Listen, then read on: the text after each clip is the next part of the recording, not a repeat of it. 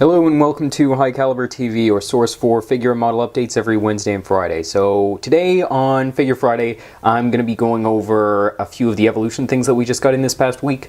We got a boatload of new and sort of older, sort of backorder catalog kind of stuff from Evolution.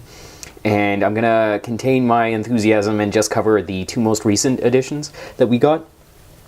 So the first one is going to be the Russian tanker, and if you've watched any of my other videos, you know that Soviet and Russian equipment is generally not my forte or my most... I don't get the most enthusiastic about Russian equipment, but this figure, when we got him, I was looking over them, and I just love the pose, and I'm just such a big fan of figures that I had to get one for myself. So here he is. He's a modern fella. So the main reason I like him is because of the pose, as I said, and just the fact that he'd be so perfect for any vehicle, just standing beside it, sort of looking despondent or uninterested. And yeah. So let's take a look at the sculpt here. He's a single piece for the most part, with his head and helmet as a separate part. And as you can see, the detail is super sharp. They've even got the, I don't know what you'd call that, but on his uniform trousers there's a single line that runs down the front. And that's not a mold line, by the way, if you're wondering. Those are actually part of the uniform. And then he's got a wire communicator hanging down from around his neck, like he's just draped it around there.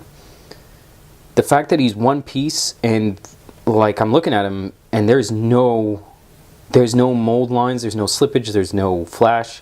I just pulled this fella out of the box. Like, look at that. That's that's really, really impressive. So let's move on to the face here. Beautiful detail, as always with Evolution. They just keep getting better and better, and I just can't say enough good things about their sculpting and their choice of subjects. Great stuff. So now the other one, this one when I saw this figure along with his other mates, I was so excited because they did the interrogation with the Afghan civilian, and now they've started to do a series of in-fight, so firefight, action-oriented special operators in the early war Afghanistan. So he as well is primarily a single part. There's a few more parts with him than there are with the Russian, but then again, he's got a lot more kit on him. So he's got his two big 249 box pouches there, pistol mags. I think that's a little first aid kit. He's got a keffiyeh scarf type of thing, camelback system, butt pack, all the usual stuff.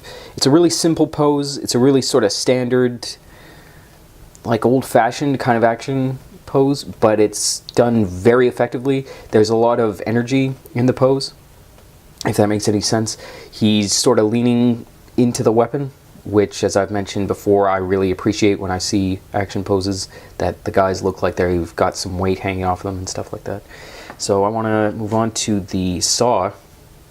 His M249 with an ACOG or an RCO, whatever you want to call it, on the top there. Hands, as always, are molded onto the weapon, so it adds a lot of sharp detail to it, and you don't get any gaps, which is perfect.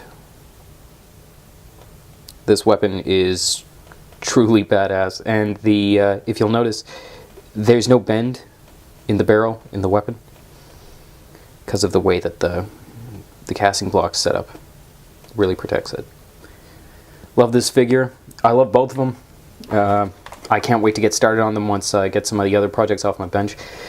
So, as you know, you can find these guys and many, many more like them at HighCalibreMiniatures.com. Put the link in the description below. We just had some tech experts come in and overhaul and simplify the checkout system on our site. So for anyone who's ever had problems, because I will admit that it was a bit cumbersome when it should be super caveman simple, it is now caveman simple. And so I'm really happy about that. We've got a lot of figures in. This past week, as I said, from Evolution, along with all the other stuff we're getting in, you know, there's going to be a bunch of more releases coming out before Christmas, and I'm excited about figures as always. Check us out at Facebook, Pinterest, and Twitter for stock updates and workbench updates, etc. Thanks very much for watching, and I will see you next time. Bye.